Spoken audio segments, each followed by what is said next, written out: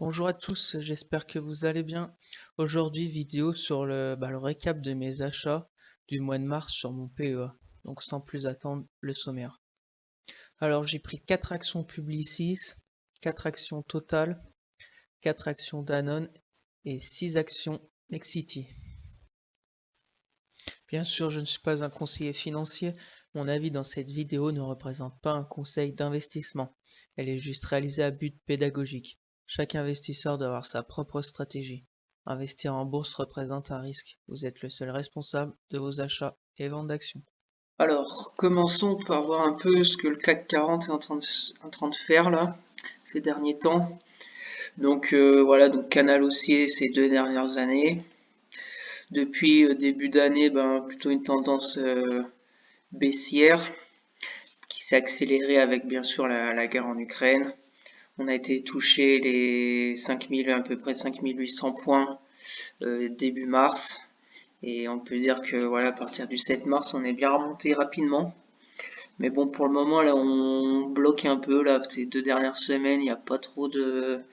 On va dire que ça reste, voilà, comme on voit là, entre les 6500 et 6800, quoi. C'est pas très animé, mais au moins, ça se calme un peu, c'est pas plus mal. Après, pour la suite, on est toujours dessous la moyenne mobile 200. On est dessous la ligne de tendance du gros canal haussier. On est même sur un peu, voilà, un peu comme ça. Donc, pour le futur, je pense que de toute façon, cette année 2022, ça va pas être la folie vu l'inflation qui s'annonce, le relèvement de taux. Tout dépendra bien sûr des résultats trimestriels et surtout semestriels des plus grosses entreprises. Donc affaire à suivre. Personnellement, je pense un CAC qui vacille entre les 6800 et les 6400. Voilà, après c'est pas dit que s'il y a on va dire une inflation qui est galopante durant toute l'année, c'est pas dit qu'on n'aille pas retester ce support des 5800. Mais bon, on verra bien. De toute façon, aussi, s'il y a un cessez-le-feu en Ukraine, plus on va dire moins de sanctions avec la Russie, etc., on peut très bien revenir aussi dans ce gros canal haussier. Mais personnellement, j'y crois pas trop. Voilà ce qu'on pouvait dire rapidement sur le CAC 40, qui est pour le moment, là, ces 2 dernières semaines, on va dire incertain pour la suite. Voilà.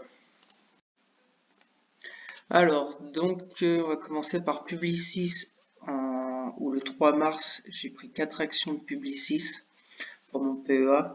Donc, n'hésitez pas à aller voir ma vidéo aussi sur la société Publicis pour plus de précision sur cette belle entreprise française. Donc, voilà, Publicis, je l'ai prise quand on va dire la grosse chute du 3 mars. Je suis rentré, je crois, vers les 54 euros là.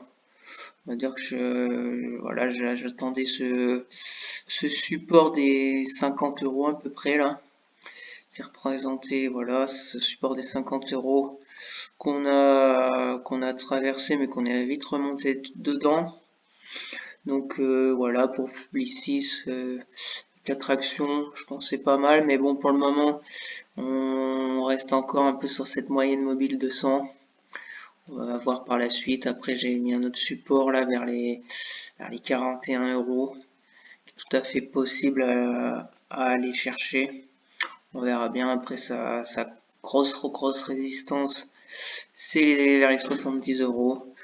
Donc voilà, affaire à suivre sur Publicis. Mais je me fais pas trop de soucis pour Publicis. Voilà ce qu'on peut voir rapidement. Alors ensuite, j'ai pris aussi 4 actions de chez Total Energy le 18 mars. Pourquoi le 18 mars? Parce que déjà on n'était pas loin de cette, on va dire cette résistance, ce support des voilà 44,30 €, plus aussi le 18 mars ou je crois le 19 mars c'était le détachement du coupon pour le dividende de Total qui était versé là le 1er avril. Donc je me suis dit pourquoi pas en reprendre parce qu'on avait eu une belle chute de cette résistance là. On a été descendu de voilà à peu près 16%. Donc j'ai dit allez, je vais en reprendre. Donc j'en ai repris 4 le 18 mars. Pour la suite de Total, ben de toute façon Total c'est corrélé avec le prix du baril. Donc voilà, affaire à suivre. Après au niveau, on a une belle tendance là haussière de Total, un peu sur le bas de la tendance. Donc affaire à suivre. Au niveau des supports, on en a un peu vers les 41, les 44. Et au niveau des grosses résistances, on a tapé la résistance des 52 euros. Et la très grosse résistance, on va dire, de Total, c'est les 56 euros. Comme on voit durant toutes ces années là, depuis presque, pas 10 ans, mais 2006, on va dire que c'est son plus haut vers les 56 euros. Donc voilà, Total affaire à suivre, surtout avec la Russie et tout. Donc on verra bien par la suite. Alors ensuite, j'ai aussi pris 4 actions de chez Danone le 25 mars sur les 51 euros. Bah, Danone, j'ai loupé le coup là. Du 28 mars, j'avais mis un prix d'achat, je crois, les 46 euros. Ça n'a pas été tapé les 46. Donc voilà, j'ai loupé. Mais bon, c'est des choses qui arrivent. C'est pas très grave parce que vu la tendance baissière qu'on est en train d'avoir sur Danone, voilà, vous voyez bien ce canal baissier. C'est tout à fait possible qu'on y retourne sous peu sur ce support des 46 euros.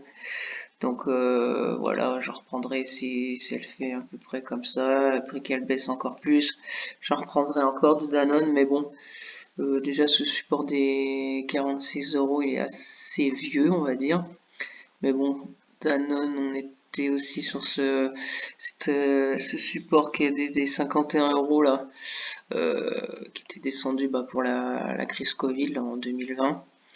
Mais voilà, Danone, on va dire que c'est une action qui ne fait que baisser petite par petit. Donc je sais pas jusqu'à quand.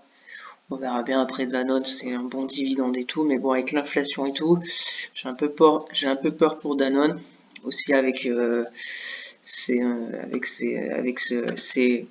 usines en Russie aussi, c'est pas la joie en ce moment, donc voilà, je pense pourquoi le cours de Danone baisse comme ça. Mais bon, on va voir, affaire à suivre sur Danone, hein. Et donc pour finir le mois de mars, j'ai pris 6 actions de Nexity le 31 mars.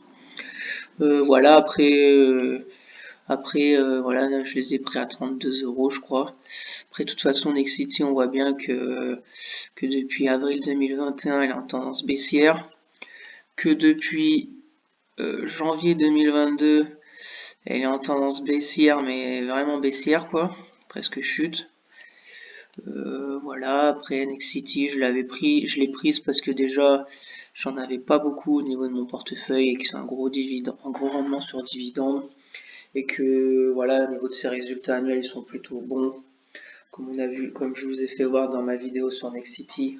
Donc n'hésitez pas à aller la voir si vous ne l'avez toujours pas vue pour plus de précision sur cette bonne entreprise là, immobilière pour un PEA. Après au niveau des supports, le gros support là c'est 23 euros. Tout à fait possible qu'on aille y faire un tour. C'était le support de mars 2020 avec la crise Covid. On était retourné sur ce support des 23 euros en octobre.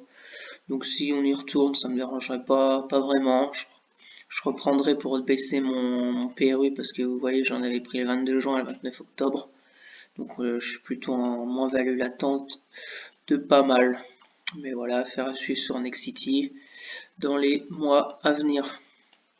Voilà ce qu'on pouvait dire sur Nexity rapidement sur son graphique. Donc on va passer sur mon PH chez Bourse Direct pour voir un peu tout ça. Donc voilà, donc au niveau de Danone, ça me fait 8 actions, PRU de 54,75 €. Pour le moment, je suis en moins-value latente d'à peu près 33,54 €, qui représente à peu près moins 8%. Ensuite, Nexity, ça m'en fait 10 actions, PRU de 35,36 €, moins-value latente de 49 €, ce qui représente à peu près moins 14%. Ensuite, j'ai pris ça me fait 5 actions Publicis Group, un PRU de 55,69 €, moins-value latente de 2,44 €, ce qui représente à peu près moins 1%. Et Total Energy, ça me fait 8 actions, PRU de 41,77 €. Je suis en plus-value latente de 36,24 €, ce qui représente à peu près 11%. Donc pour ce qui est du portefeuille global, je suis en plus-value latente d'à peu près 95 €. Il me reste encore comme cash 1281 € pour investir au mois d'avril. Donc on va bien voir ce qu'on va faire au mois d'avril. Mais ce qui est sûr, comme je vous l'ai dit précédemment, je pense que va pas y avoir de grandes envolées au niveau des actions. Donc je pense que l'année 2022 va être plutôt une année on va dire entre guillemets de range, avec des montées, des descentes. Mais voilà, je pense que ça va être une bonne année pour bien équilibrer ses portefeuilles et prendre des bonnes actions avant une amélioration, je l'espère, des années à venir. Donc passons déjà à cette guerre, essayons de réduire l'inflation et puis attendons surtout les résultats trimestriels et semestriels des entreprises. Donc pour finir, je vais vous faire voir la répartition de mon portefeuille en ce début avril 2022. Donc avec mes achats de Publicis, Nexity, Danone et Total Energy, ça m'a refait remonter leur pourcentage. Donc je trouve que le portefeuille est plutôt bien équilibré. Ensuite j'ai Schneider, Ipsos et Amundi là que je pense que je suis en train de guetter leur cours pour en prendre au mois d'avril. De toute façon, comme je vous l'ai dit précédemment, je pense que au mois d'avril, le marché global va plutôt être en baisse, je pense. Après, bien sûr, je peux me tromper. Et puis, il y a l'inconnu ukrainien avec cette guerre.